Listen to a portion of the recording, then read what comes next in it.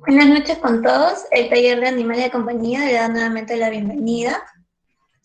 Como ya saben, es necesario mantener el orden dentro de la sala virtual. Por ello, todos los participantes deben mantener su audio y cámara desactivadas durante toda la videoconferencia. Se procederá a retirar de la sala a aquel que incumpla esta indicación. Deben escribir sus nombres completos, universidad o instituto al cual pertenecen, correo electrónico y si son estudiantes de la Universidad Nacional Mayor de San Marcos, favor de incluir sus códigos de estudiantes. En el chat pueden escribir todas sus preguntas. Al finalizar la exposición, procederemos a leerlas para que el ponente pueda responder a todas sus dudas y consultas. Para finalizar el día, vamos a tener la ponencia con el doctor Frank Peredo, el cual se titula Abordaje clínico del paciente con síndrome vestibular.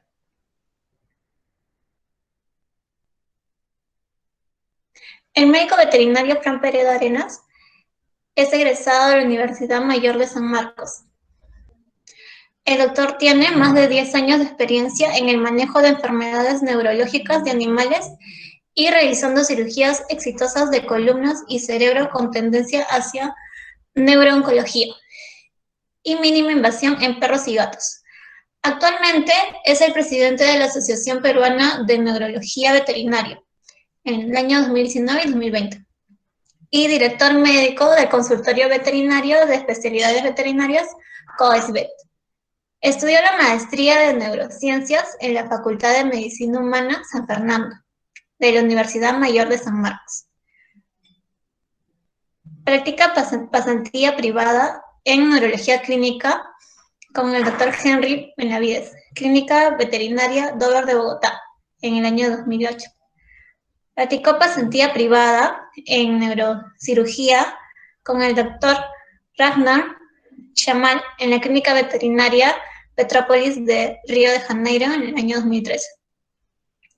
El doctor mantiene una intensa participación en cursos y congresos relacionados a la neurología en Perú, Chile, Colombia, Argentina y Brasil. También brindando talleres acreditados en neuroimágenes, como es en Bogotá en el año 2009, neuroanestesia, también en Bogotá en el año 2019, cirugía de columna vertebral en Bogotá en el año 2012, cirugía de encéfalo, Medellín 2015 y resolución quirúrgica de fracturas de la columna vertebral en Mendoza en el año 2017. Ahora le damos el pase al doctor Frank Peredo para que pueda iniciar con la ponencia.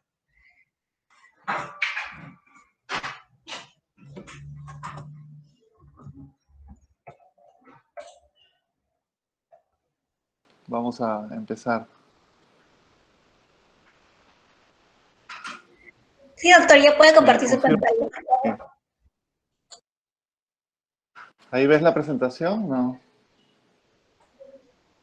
Sí. ¿Sí? Se ve Sí, también se logra ver la presentación.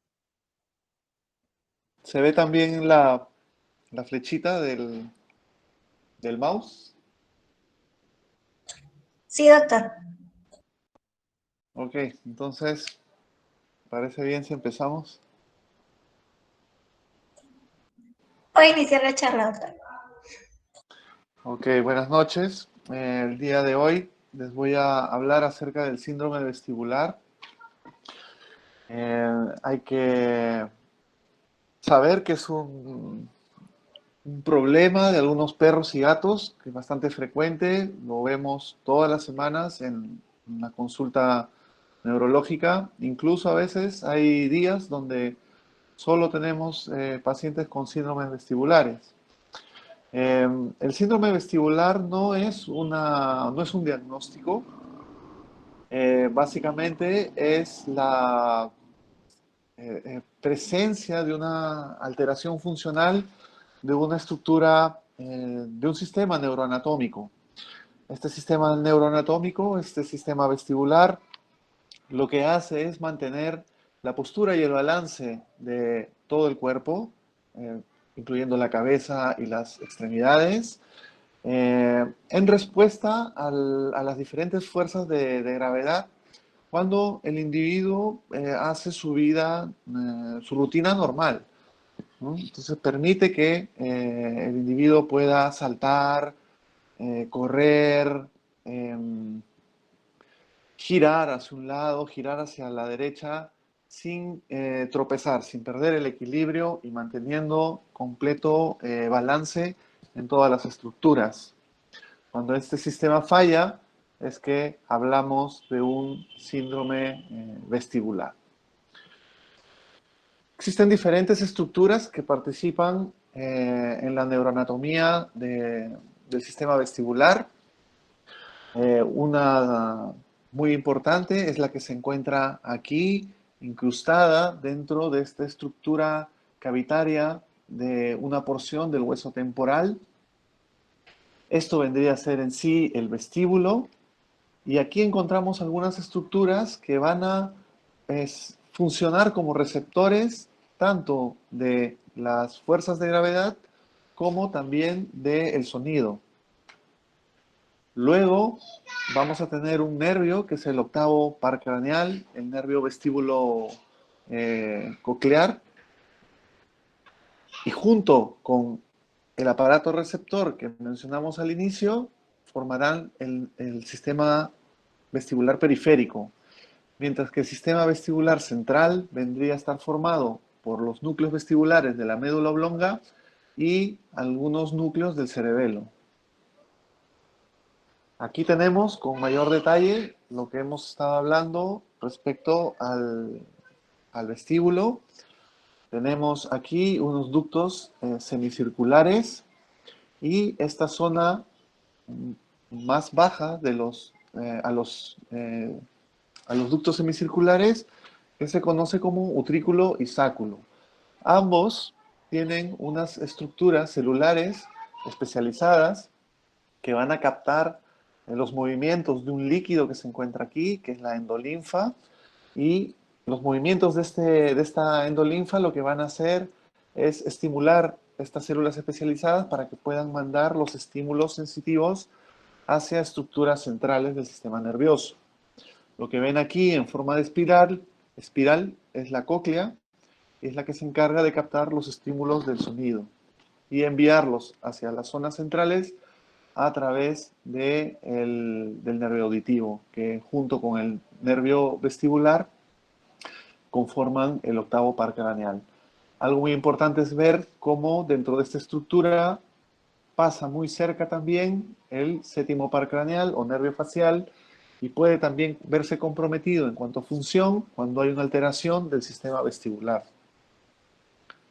Aquí podemos ver en color celeste y azul la linfa que va a embeber y también recorrer el interior tanto de los ductos semicirculares como del utrículo, del sáculo y de la cóclea. Aquí tenemos un mayor detalle acerca de estas células especializadas que tenemos dentro de los ductos semicirculares, así también como el utrículo y el sáculo, y van a estar formadas por cilios que se mueven conforme la linfa se va moviendo, y también dentro de esta linfa hay unos otolitos que también van a estimular los estereocilios para que se produzca ese cambio de estímulo de movimiento hacia un impulso nervioso. En esta parte de aquí podemos ver los núcleos vestibulares que se encuentran en la médula oblonga, en color rojo, naranja y 2 tonalidades de amarillo. Y vemos cómo también hay una conexión con el cerebelo. Esta sería una imagen dorsal de la médula oblonga.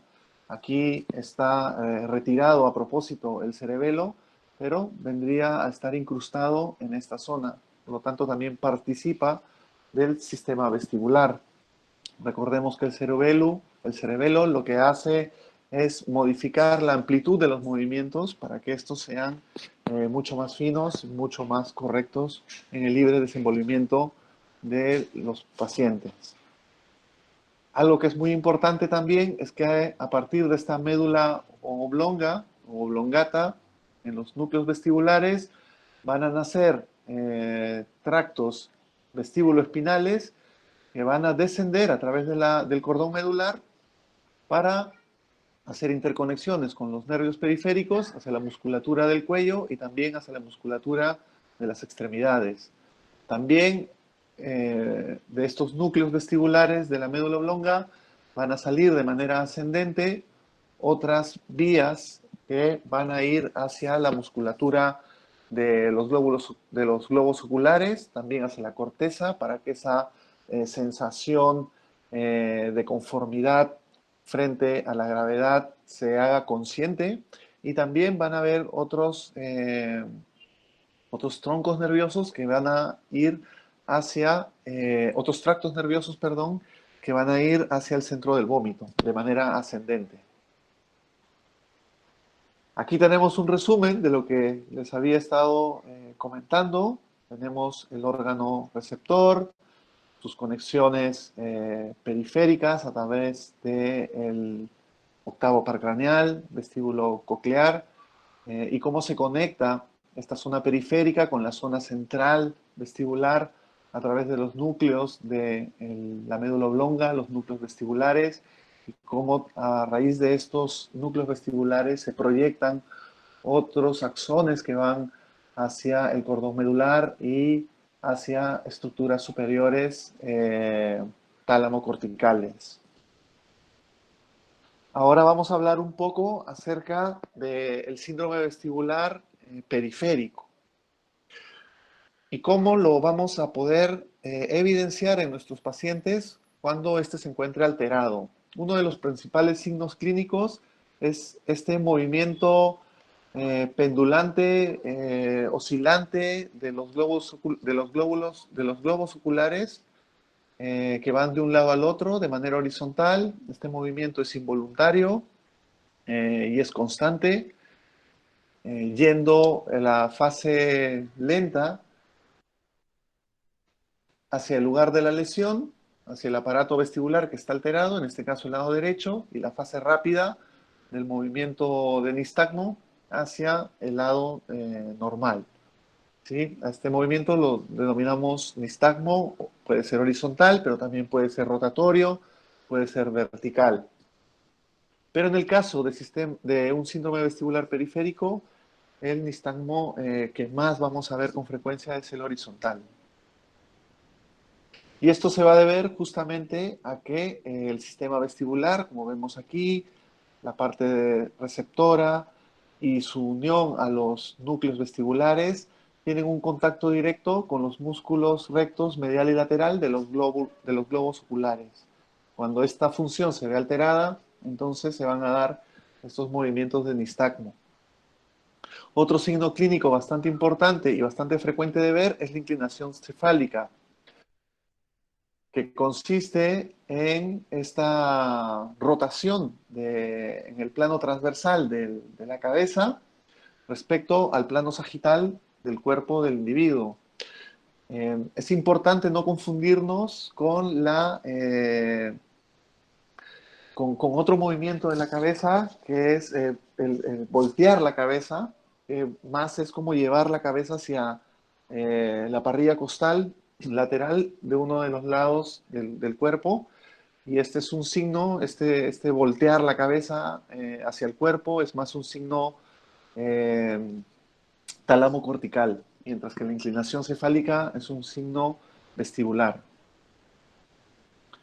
A veces no es tan perceptible la inclinación de la cabeza y podemos hacer una foto del paciente y luego con el celular o en la computadora ver cómo se da de manera sutil esta rotación del plano transverso sobre el plano sagital del cuerpo del paciente, como vemos en esta diapositiva. Y esta inclinación de la cabeza, ¿por qué va a ocurrir?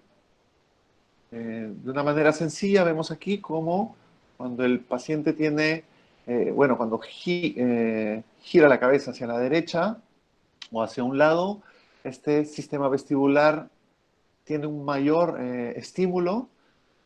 Cuando va hacia el otro lado, el sistema vestibular contralateral tiene también mayor estimulación y tratan en sí de llegar a un balance, un equilibrio, llevando la cabeza a una posición neutral central.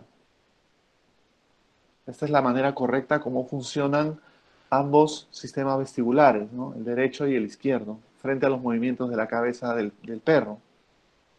Pero ¿qué ocurre cuando hay una alteración de uno de los lados del sistema vestibular? Lo que va a ocurrir es que va a predominar el estímulo de uno de los lados, el que no está lesionado, y por lo tanto va a llevar la cabeza hacia el lado contralateral, y de la misma manera se va a sobreestimular la musculatura de las patitas del lado contralateral a la lesión, como podemos ver en este video. Miren, se los pongo una vez más. Cuando hay una lesión al lado derecho, lo que va a ocurrir es que el perrito va a inclinar la cabeza hacia el lado derecho y en el lado contralateral va a haber una mayor extensión de la musculatura, ya que se va a sobreexcitar, digamos, ese lado, el lado normal, que no tiene el control del otro lado para generar el balance, el equilibrio. Una de las enfermedades más comunes que alteran este sistema receptor vestibular periférico es la inflamación del oído interno o medio. En una radiografía, a veces lo que vamos a poder encontrar, por ejemplo, en esta imagen rostro caudal radiográfica del cráneo de un perro, con la boca abierta, vamos a poder ver cómo la bulla timpánica izquierda tiene mucho mayor radiodensidad, mientras que la bulla timpánica derecha es más radiolúcida, por lo tanto esta bulla es normal, está llena de aire, mientras que la izquierda probablemente tenga una presencia de algún material más denso, que podría ser, por ejemplo, un fluido. En una tomografía, evidentemente, va a ser mucho más sensible el diagnóstico de presencia de fluido en la bulla timpánica o en el canal auditivo, ya que tenemos cortes transversales que permiten tener una mayor nitidez de las estructuras anatómicas, y por eso es que vemos aquí, como en este corte transversal, justamente a nivel de las bullas timpánicas, con mayor claridad vemos cómo el lado izquierdo tiene una mayor densidad a nivel de la bulla, probablemente por la presencia de un fluido, mientras que el lado contrario está limpio, está radiolúcido. De todas maneras, el examen ideal o gol estándar siempre para evaluación del sistema nervioso va a ser la resonancia magnética. Aquí tenemos un corte transversal de resonancia magnética en secuencia ponderada T2, donde el líquido va a tener una mayor brillantez, lo que nosotros le decimos una mayor intensidad. Por eso que vemos aquí cómo el líquido cefalorraquídeo de la periferia del encéfalo se ve mucho más brillante. Y también vemos aquí cómo dentro de la bulla timpánica y parte del canal auditivo de uno de los lados se ve una mayor intensidad por la presencia de un fluido, mientras que en el lado contralateral no se observa esta intensidad, por lo tanto esta bulla está sana, está limpia. Algo importante de la resonancia frente a los otros métodos diagnósticos es que además de ver el oído, también te permite ver lo que está ocurriendo en el sistema vestibular central. Entonces vamos a poder no solo tener el diagnóstico de una probable alteración a nivel del oído, sino que vamos a descartar que también haya un problema asociado a nivel de la médula oblonga o a nivel del cerebelo, que es una gran ventaja frente a otros métodos diagnósticos. Esta resonancia corresponde a este perrito Puck, como vemos aquí, tiene signos clínicos asociados a un problema vestibular periférico, tiene la cabeza inclinada hacia el lado derecho. Me parece que aquí no presenta otra alteración, no hay ni nistagmo ni otros signos que vamos a ver más adelante. Era un problema periférico leve. En el tratamiento de otitis es importante llegar al diagnóstico porque el tratamiento antibiótico es bastante largo, debe durar por lo menos unas 4 a 6 semanas para evitar recidivas.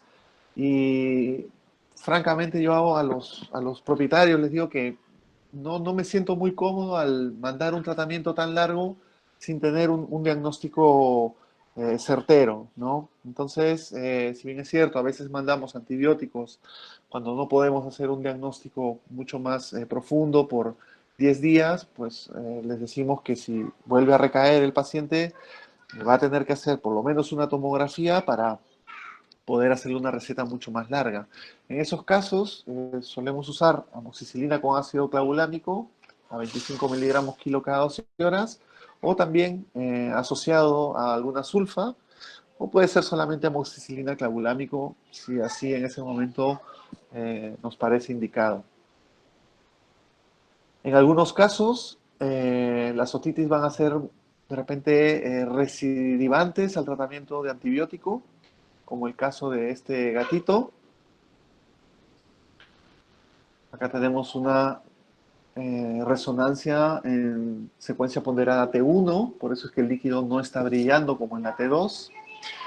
Y nos sirve, en este corte sagital, nos sirve para navegar a través de los cortes transversales para poder ver aquí cómo a nivel de las bullas vemos una mayor hiperintensidad en el lado derecho comparado con el lado izquierdo. Cuando hacemos una navegación de lado a lado, también vemos cómo en el lado izquierdo la bulla está hipointensa, o sea, está limpia, y cuando nos vamos hacia el lado derecho, vamos a notar aquí cómo hay presencia de fluido en la bulla timpánica derecha de este gatito. Podemos también hacer podemos dar un vistazo a este corte coronal y vemos cómo hay una diferencia entre las bullas. La derecha tiene presencia de fluido, aquí también la podemos ver, la estoy señalando con una manito. Cuando hacemos la navegación de dorsal a ventral, podemos ver cómo a nivel de las bullas aparece esta diferencia de hiperintensidades, ¿no? de intensidades, mejor dicho, siendo hiperintensa la bulla alterada y hipointensa la bulla normal. Esta gatita no tuvo una buena resolución de los signos con el tratamiento de antibióticos, por lo tanto tuvimos que hacer una trepanación de la bulla timpánica. En mi práctica diaria no solamente hacemos clínica neurológica, también hacemos algo de neurocirugía. Y bueno, como parte de eso, hicimos esta intervención, sacamos este fluido denso de la bulla, vemos aquí en amarillo, luego hicimos un lavado con suero tibio, y lo que aparentemente parecía que iba a ser algo bastante traumático para un gato, la verdad que salió bastante bien. Aquí la vemos a los pocos días de intervenida. Eh, Todavía mantiene una cierta inclinación de la cabeza hacia el lado derecho, es bastante leve, pero digamos que la gatita se puede desenvolver de una manera bastante normal. Y es muchas veces lo que ocurre cuando el tratamiento conservador, o sea, probamos con el tratamiento conservador y no nos suele ir tan bien, bueno, tienes la alternativa quirúrgica. Eh, Otra etiología para el síndrome vestibular periférico, bastante común, sobre todo en los perros, es el síndrome vestibular idiopático. Y le decimos así porque a estos pacientes gerontes con síntomas o signos vestibulares les hemos hecho de todo tipo de exámenes, solo yo, sino otros veterinarios con mucho más tiempo pasado. Y no he encontrado nada, ¿no? En una resonancia todo normal, una tomografía todo normal, análisis de líquido cefalorraquídeo normal, exámenes de sangre normales, bioquímica normal, ecografía abdominal normal, placas de tórax normales.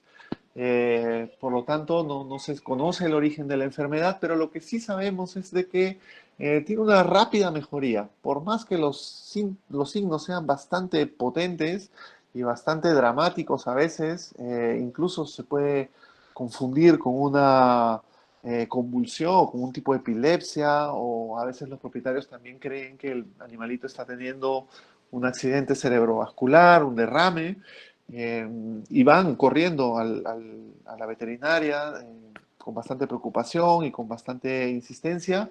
Y bueno, nos damos cuenta que muchas veces son síndromes vestibulares idiopáticos y a las 48, 72 horas de manera espontánea, muchas veces sin dar mayor tratamiento específico, estos animalitos van mejorando, es bastante notoria la mejora y esta mejora es sostenida, o sea que conforme van pasando los días, llegan a recuperarse incluso completamente, eh, pero a veces les toma alrededor de 4 semanas a 6 semanas para hacerlo de manera completa. Incluso hay animalitos que pueden quedar con la cabeza inclinada ya como una secuela permanente, pero a pesar de esta cabeza inclinada, no tienen ningún problema para hacer sus actividades normales, comer, salir a pasear, dormir. En estos casos, usamos algún antivertiginoso como un paliativo de alivio al paciente. A mí me gusta usar bastante el dimenhidrato, sobre todo vía oral. No veo la necesidad de internar al paciente a menos que el cuadro de vértigo sea bastante intenso y tengamos que hacer un manejo ya hospitalario, bueno, de repente con sedantes como diazepam. Pero generalmente lo hacemos ambulatorio, con dimenhidrato cada 8 horas, en tabletas. O en gatos también podemos usar el maropitam a 1 miligramo por kilo, también bueno, puede ser una vez al día.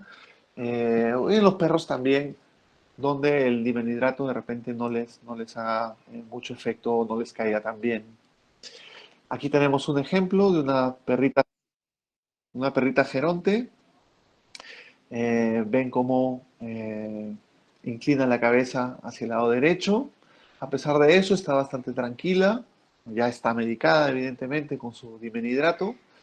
Eh, Aquí tenemos otro video de la misma paciente donde podemos ver la presencia de nistagmo.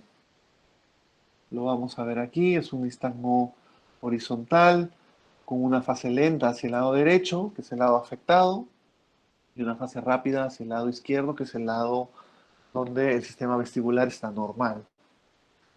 No presenta otros síntomas, todos los otros pares craneales están normales, está consciente, por lo tanto es un síndrome vestibular periférico, una perrita mayor de 13 años, eh, cabe bastante dentro del cuadro de síndrome vestibular idiopático del perro viejo. Em, Algunas explicaciones de repente a este síndrome idiopático vestibular del perro geronte se basa en una posible alteración de estos otolitos que están en la endolinfa, en el oído interno, o de repente de los cilios. Quizás alguno de estos cilios se fracturó y va a tomar unos días o semanas para que se repare de manera natural. Obviamente aquí nadie se va a meter o creo que no hay todavía la capacidad de entrar a hacer una fijación ahí, ¿no? O también pensamos de que es posible que estos otolitos viajen eh, y salgan del utrículo y el sáculo y entren en los conductos semicirculares, ¿no? Y de repente traben el flujo normal de la endolinfa y aumenten la presión eh, dentro del oído interno, como ocurre, por ejemplo, en los humanos que tienen síndrome vertiginoso o síndrome de Meniere también se llama. Es una suposición, aún no está comprobado, pero quizás tenga bastante eh, posibilidad de explicar el síndrome vestibular idiopático, ¿no? Este síndrome vestibular idiopático también puede ocurrir en gatos, pero no es tan exclusivo de gatos gerontes, sino que lo podemos ver en gatos cachorros, así como también en gatos adultos. Lo interesante es que tiene una presentación súbita, que puede ser progresiva en 24 o 48 horas, y luego empieza a estabilizarse y a ir mejorando. En este gatito vemos cómo tenía la cabeza inclinada hacia la derecha, incluso hace unos círculos hacia el lado también de la lesión. Recuérdense que hay un aumento del tono extensor del lado contralateral, entonces eso conlleva que el animalito camine con una tendencia a círculos. Y aquí estamos viendo también la presencia del nistagmo horizontal, bastante clásico de un síndrome vestibular periférico. Acá tenemos otro gatito. Este video me lo mandó una colega que vive y trabaja en Argentina, a través de un chat que tenemos ahí de colegas de varios países de Latinoamérica. Y bueno, lo que vemos en este gato, en esta gata, es que tiene la cabeza inclinada hacia el lado derecho y es tan fuerte la sensación de vértigo que tiende a girar sobre su cuerpo. ¿Mm? Si la dueña no la agarra, va a rotar y va a parecer un barril que va girando sobre el piso. Y algo interesante que compartió esta colega argentina es que este gatito presentaba diferencias evidentes cuando comparábamos un ojo frente al otro. Lo que estamos viendo aquí básicamente es la flacidez, digamos, de los párpados del lado derecho, por eso que parece un ojo cerrado, es una caída de los párpados, hay una enoftalmia, el globo ocular se va hacia adentro, hay miosis de este ojito afectado y también puede haber una protrusión de una relajación del tercer párpado, de ese lado. Como vemos aquí en la foto, aquí abajo, en este gatito negro, vemos también esos signos clínicos, lo que nos indican que hay presencia de un síndrome de Horner. El síndrome de Horner se da por la alteración de las vías simpáticas que controlan los movimientos de algunas estructuras periféricas al globo ocular y también que controlan la eh, dilatación de la pupila.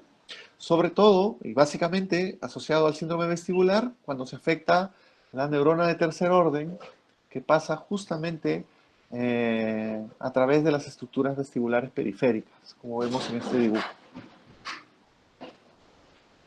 También en gatos, es donde yo lo he visto, no lo he visto en perros todavía, podemos encontrar un síndrome periférico bilateral. Y vamos a ver en estos casos un animal que va a producir movimientos pendulantes de la cabeza de un lado a otro. Voy a adelantar un poco el video para que lo puedan ver mejor. En este caso, ambos sistemas vestibulares están alterados, ambos órganos receptores, pero a pesar de eso, y de la mucha preocupación del propietario, el animalito está bastante alterado, no puede hacer su vida normal, fue evolucionando de manera espontánea, como vemos aquí en el video de abajo. A las pocas semanas pedimos un video al propietario, evidentemente avanzamos con las pruebas de sangre, llegamos incluso a hacer una resonancia que no evidenció mayor problema y bueno, el gatito mejoró sin problema, ¿no? Entonces, cuando vean unos casos de síndrome vestibular, no se le vaya a ocurrir en primera instancia sospechar en un tumor de cerebro, en un derrame irreversible, distemper, PIF, ¿sí? Probablemente esto sea no muy común de presentarse, ¿sí? Entonces hay que guardar la calma y también transmitir esa calma al propietario. Hay enfermedades, sobre todo las idiopáticas, muchas de ellas mejoran sin mayor tratamiento. Vamos ahora a hablar del síndrome vestibular central. A diferencia del síndrome vestibular periférico, vamos a tener algunos signos que tienen que ver evidentemente con alteración de otros pares craneales, van a ver también cómo hay alteraciones en la conducta del animal, o sea, una alteración de la conciencia, y también vamos a ver cómo pueden haber alteraciones en las reacciones posturales y de repente también algunos reflejos. Miren, entonces, este perrito tiene la cabeza inclinada hacia la derecha, pero además de eso, presenta un nistagmo vertical, lo cual no encontramos en un síndrome vestibular periférico. Y también vemos cómo al estimular con luz el reflejo pupilar, este está ausente, ¿no? Normalmente, cuando ponemos luz sobre la pupila, debería haber contracción de la pupila, debería haber miosis, pero en este caso, este reflejo pupilar es negativo, por lo tanto se están afectando pares craneales que no tienen que ver con el sistema vestibular periférico, sino más con la parte de la médula oblongada. Eh, Así como el nistagmo vertical que no se encuentra, no se presenta cuando el síndrome vestibular es periférico. Aquí tenemos otro paciente con un nistagmo horizontal, pero que podría estar tanto en el central como en el periférico, pero lo que vemos es que el reflejo pupilar del lado izquierdo no está presente, ¿no? Apuntamos con luz, no contrae, el lado derecho está bien, incluso está consensuado el reflejo pupilar, pero en el lado izquierdo hay una alteración central, evidentemente. Este animalito, además, presentaba alteraciones de conciencia, no estaba tan animado, probablemente por alteración de algunas estructuras como el sistema reticular ascendente, de activación ascendente, eh, y por ahí algunas propiocepciones en algunos de los miembros un poco lentas, en lo que nos hacía pensar de que se trataba más de una enfermedad vestibular central. Aquí tenemos un ejemplo de un paciente con síndrome vestibular.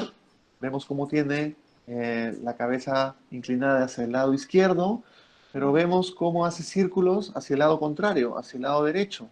Esto se conoce como un síndrome vestibular paradójico, paradoxal, y se debe a alteraciones a nivel cerebelares. En estas imágenes, en este estudio de resonancia magnética en secuencia ponderada T2, cuando hacemos los cortes transversales y llegamos a la zona de la médula oblonga, el tronco encefálico, vemos aquí como en el lado derecho hay una mayor intensidad de algunas estructuras en el parénquima del tronco y también una mayor intensidad ya a nivel cerebelar. Esta mayor intensidad está relacionada a la presencia de fluido inflamatorio. Por lo tanto, nosotros llegamos a la conclusión de que aquí había una encefalitis de origen desconocido que estaba afectando el cerebelo y también estaba afectando parte del tronco encefálico. El tratamiento de estas encefalitis o meningoencefalitis de origen desconocido, cuando se hace combinado corticoides con citarabina, es bastante eh, satisfactorio, no en todos los casos, pero hemos visto cómo en pacientes que se han tratado solamente con corticoides o se han tratado con otros inmunosupresores como eh, por ejemplo la azathioprina o la ciclosporina, no ha habido tanto buen resultado, ¿sí? No garantizamos el éxito del tratamiento, pero sí eh, soy testigo de que el tratamiento combinado de corticoide con citarabina es mucho mejor comparado con otras terapias. Este bulldog francés que habíamos visto con este síndrome vestibular paradójico a causa de esta encefalitis de origen desconocido, le está yendo bastante bien. Incluso creo que ya terminó su protocolo, que lo tenemos aquí marcado. Eh, Porque este paciente ya lo hemos visto ya hace más de 15 meses, me parece.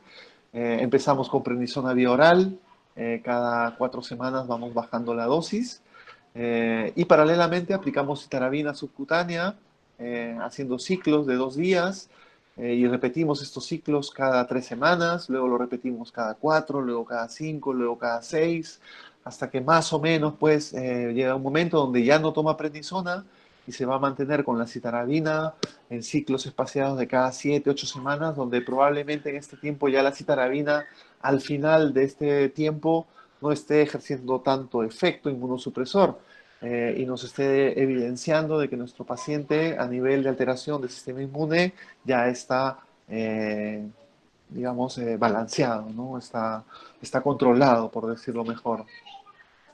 En conclusión, lo que les quería mencionar, repetir, básicamente es que el síndrome vestibular entonces no es un diagnóstico, no es una patología específica, es solamente la evidencia de un sistema neuroanatómico que está fallando.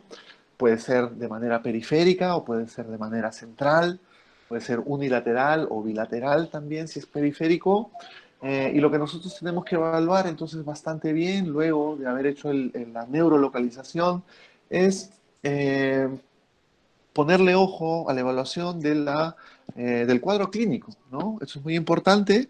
En la consulta neurológica nos aseguramos de hacer una buena interpretación del cuadro, sobre todo en cómo se presentó, si fue un evento súbito, si es crónico, si fue súbito, fue progresivo, o si fue súbito y se mantuvo, no hubo una progresión, no hubo un empeoramiento, como por ejemplo en el caso de los problemas vasculares, eh, eh, a diferencia de los problemas inflamatorios, donde el inicio es agudo, pero va progresando en las siguientes 48, 72 horas, mientras que, por ejemplo, las enfermedades degenerativas van a ser de repente van a tener una evolución mucho más prolongada.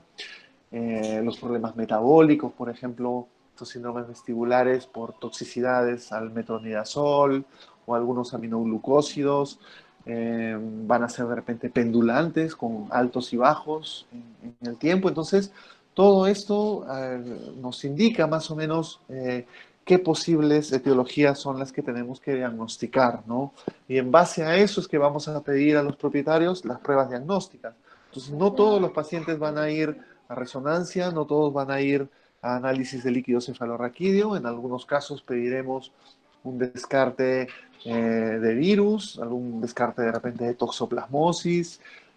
Si podemos hacer PCR, pues mandaremos de repente líquido cefalorraquídeo a, a ver si hay presencia de toxoplasma o neospora o PIF, si es un gatito.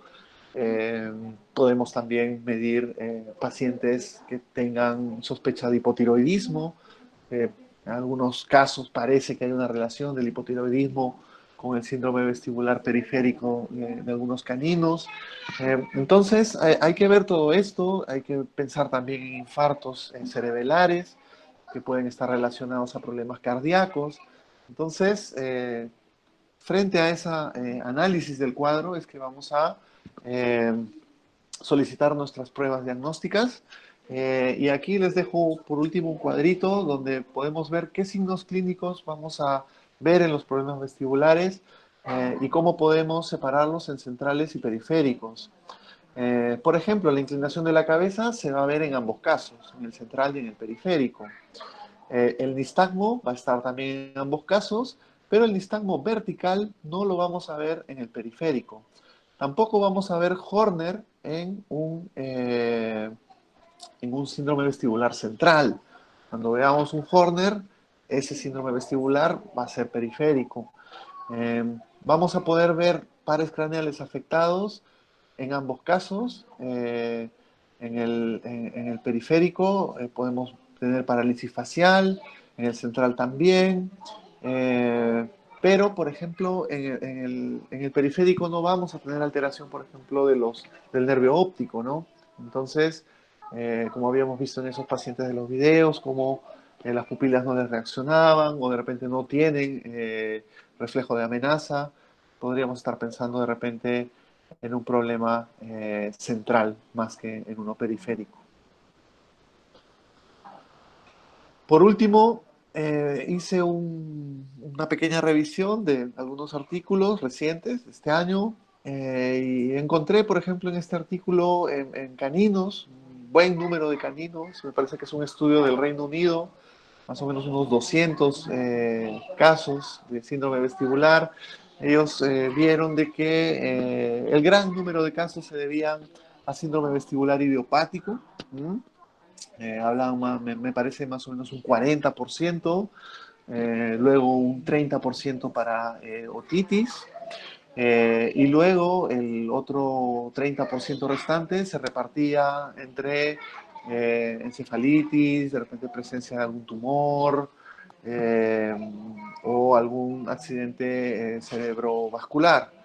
Y en el caso de los felinos, eh, más bien el síndrome eh, vestibular idiopático y el síndrome vestibular de origen en otitis, basado en otitis, eran casi similares, 25% para ambos grupos, y el otro 50% se repartía también entre tumores, algunas encefalitis infecciosas, que se dan más comúnmente en felinos, mientras que en caninos predominan las encefalitis de origen inmunomediado. Eh, y bueno, todos estos papers, estos reportes de casos, pues nos orientan también a pensar en los probables diagnósticos que son bien variados, como hemos visto en esta charla. Como por ejemplo aquí vemos una otitis bilateral que en el lado izquierdo ya ha llegado a invadir eh, parte del tronco encefálico y está produciendo aquí en esta resonancia magnética, vemos como hay una inflamación aparente de tipo granulomatosa en el tronco encefálico. Y aquí tenemos otra resonancia magnética donde vemos cómo hay la presencia de un tumor a nivel del tronco encefálico que está produciendo los signos clínicos vestibulares, está comprimiendo toda la médula oblonga. Este tumor tenía todas las características de resonancia de un meningioma. No se llegó, lamentablemente, a hacer una biopsia, pero que hubiera confirmado el diagnóstico, pero tenía todas las características, por lo menos de imagen, bastante sospechoso de meningioma, y asociado también había una presencia de fluido dentro de la huella timpánica, ¿no? Eh, entonces es importante saber que estos casos se pueden presentar, ¿no? No darlos como poco probables, sobre todo en aquellos pacientes donde vean que sus signos clínicos vestibulares no mejoran de manera constante y evidente en los 48, 72 horas de presentación del cuadro. Entonces, esos pacientitos sobre todo somos a los que vamos a solicitar de repente una imagen con mayor énfasis, ¿no? Frente a otros pacientes que por más severo que sea su cuadro, vemos que al día siguiente están un poco mejor, a los 2 días mucho mejor, a los 72 horas ya están parados, de repente no pueden dar muchos pasos, pero a pesar de eso están comiendo, están tomando agua, duermen y pueden hacer el manejo en casa tranquilamente. Quizás estos sospechemos entonces de que han sido síndromes vestibulares idiopáticos. Personalmente no me gusta tratar con nada más de manera inicial que no sea un antivertiginoso cuando no tengo un diagnóstico concreto con alguna prueba. Prefiero comentarle todo lo que les he dicho a ustedes, en resumen, a los propietarios y ver la manera de convencerlos de esperar 48, 72 horas con un tratamiento solamente paliativo antes de empezar con corticoides o con de repente antibióticos, ¿no? Vamos viendo y también tratamos de que los propietarios nos acompañen a llegar a un diagnóstico final, ¿no? Para basarnos más en evidencias y no tanto en experiencia. Y bueno, muchas gracias, eso es todo por hoy. Espero que eh, les haya servido este breve repaso de los problemas vestibulares.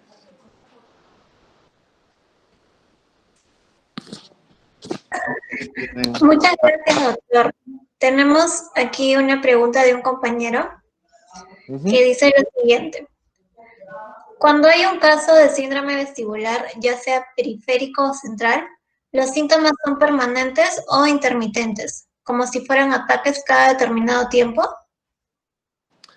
Sí, eso va a depender de la etiología, ¿no?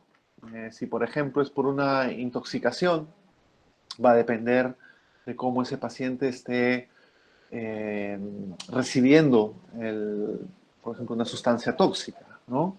Y cómo le están metabolizando. Podría ser signos intermitentes. En el caso, por ejemplo, del síndrome vestibular idiopático del perro geronte, eh, puede presentarse varias veces en la vida, puede presentarse 2, 3 veces. Yo he visto pacientes que lo han presentado cada, por ejemplo, con intervalos de 3 meses, 6 meses, un año, y generalmente estos pacientes han evolucionado bien siempre. Y siempre los caracterizamos como síndrome vestibular idiopático. En algunos de ellos, a la segunda crisis, les hemos hecho la resonancia para asegurarnos, porque ya nos parecía que de repente podría haber un tumor o una encefalitis, o de repente alguna masa benigna, como puede ser un pólipo dentro del oído de algún gato, pero no encontramos nada, no encontramos nada y bueno, le dimos su paliativo por unos días y todo bien. Eh, También podría ser algo permanente, una lesión permanente, si por ejemplo en una inflamación ha habido ya un daño irreversible de parénquima nervioso, que sabemos que el parénquima no se regenera, el parénquima eh, nervioso, eh, y también en algunos casos de síndrome vestibular idiopático, hemos visto perritos que han quedado y gatitos que han quedado con la cabeza inclinada. Pero como les decía, de manera permanente, pero como les comentaba, hemos visto que estos pacientes tienen una vida normal, ¿no? Solamente que andan inclinados, a veces ligero, a veces un poquito más pronunciado. Pero va a depender esto de la etiología, básicamente.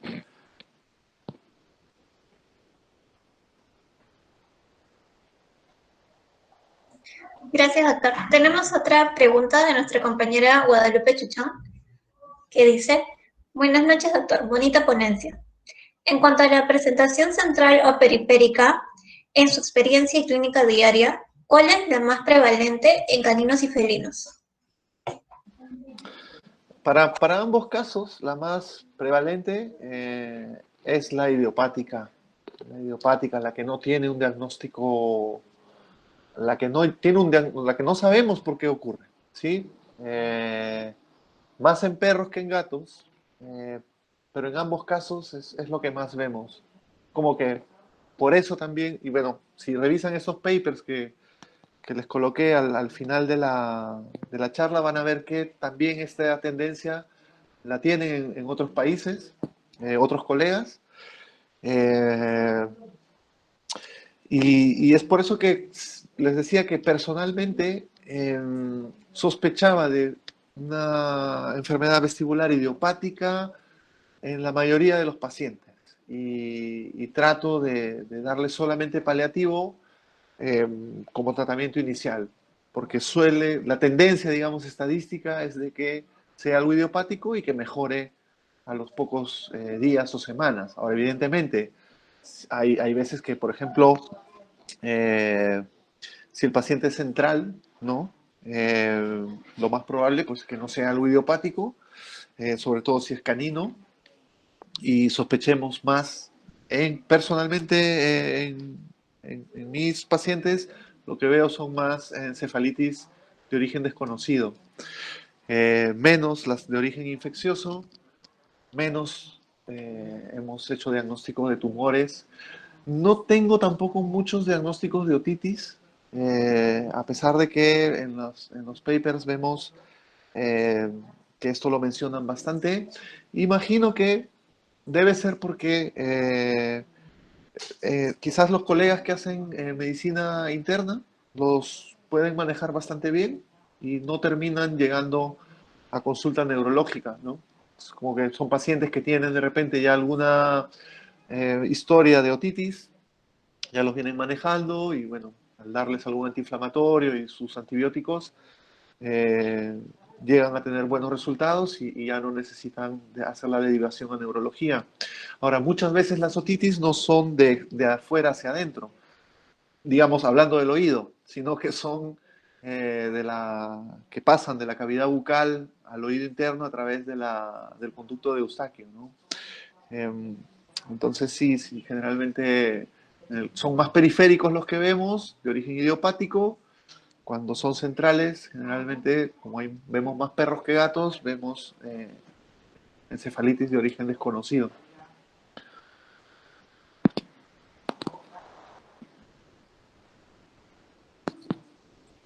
Sí, doctor, tenemos otra pregunta de Yanni Cruz. Excelente charla, doctor. Mi Muchas pregunta gracias. es, en el caso del síndrome vestibular en perros y gatos, ¿se utilizan algunas maniobras como tratamiento, como en el caso de los humanos, que es el síndrome vestibular Meniere? Que yo sepa, no. Que yo sepa, no he leído, no tengo información acerca de esto. Eh, a veces hacemos, cuando tenemos dudas, por ejemplo, mira, es muy común que sea para el dueño, incluso para algunos colegas, algo bastante dramático. Te pueden tocar la veterinaria o reventarte el teléfono con llamadas, con mucha preocupación, se entiende, porque ven a su perrito, a su gato rotado, con los ojos que se le mueven, no quiere comer y causa mucha preocupación. Se puede confundir con que el perro le va a dar un ataque y en ese sentido lo que suele ocurrir es que, eh, bueno, lo que pues no, me he ido un poco en la pregunta, perdón, porque había un poco de distracción aquí. ¿Me puedes repetir, por favor? La pregunta era que si en el caso del síndrome vestibular en perros y gatos se utilizan algunas maniobras como Ah, tratamiento. sí, sí, sí, sí, sí, sí. Ah, ya, ¿por qué iba a contarles esto?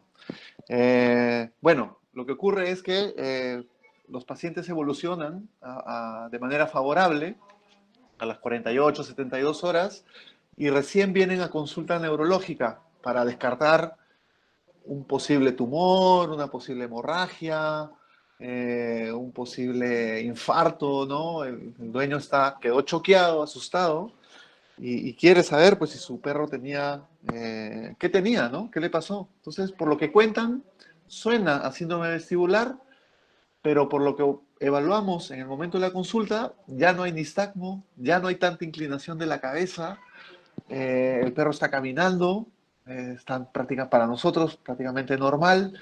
Entonces, lo que a veces funciona es mover la cabeza del paciente, incluso lo volteamos boca abajo, luego lo ponemos de costado, derecho, izquierdo, nuevamente boca arriba, otra vez boca abajo. Y al hacer esto, a veces logramos estimular el nistagmo, o sea que vuelve a aparecer y bueno, nos ayuda a decirle al dueño, ¿sabe qué? Sí, con mayor certeza es lo que tiene su perrito, es o fue un síndrome vestibular, y bueno, que es probablemente más tranquilo, ¿no? Pero como maniobra de mejoría, no conozco, ¿no? Solo como maniobra a veces de diagnóstico.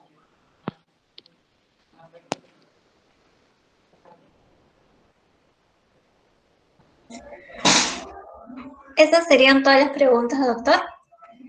Perfecto. Queremos agradecerle nuevamente por la excelente ponencia que tuvo el día de hoy y también por brindarnos la autorización de grabar la presentación para publicarla luego en el canal de YouTube de TAC. ¿Sí? Perfecto. Muchas gracias por invitarme. Yo encantado. Y cualquier cosa, cualquier duda, pregunta, me pueden escribir al email que les dejé al final de la charla. Sí, por la ponencia del día de hoy se le va a enviar un reconocimiento, una constancia en nombre de la Facultad de Medicina Veterinaria, que se le hará llegar en los próximos días. Muchas gracias, doctor. A la vez se invita a todos los participantes que puedan prender la cámara por un momento para tomar la foto de despedida del día de hoy. Por favor.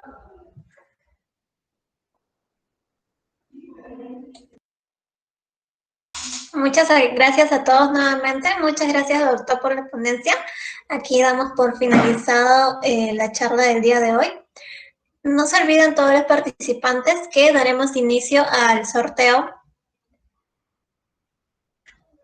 Y además recordarles que se les está dejando un enlace para que puedan completar la encuesta del TAC, el cual nos va a ayudar mucho para las siguientes charlas y a la vez responder algunas dudas por internet. Gracias.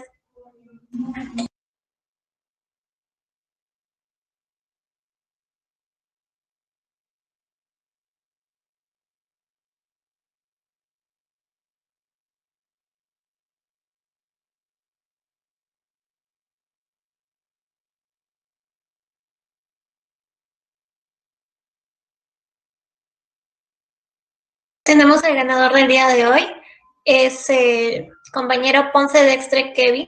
Por favor, que nos escriba por el chat para poder entregarle los premios ganados.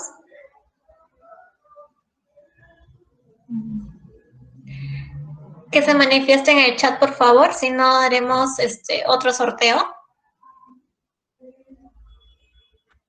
Bueno, ya respondió, así que por interno coordinaremos la entrega del sorteo.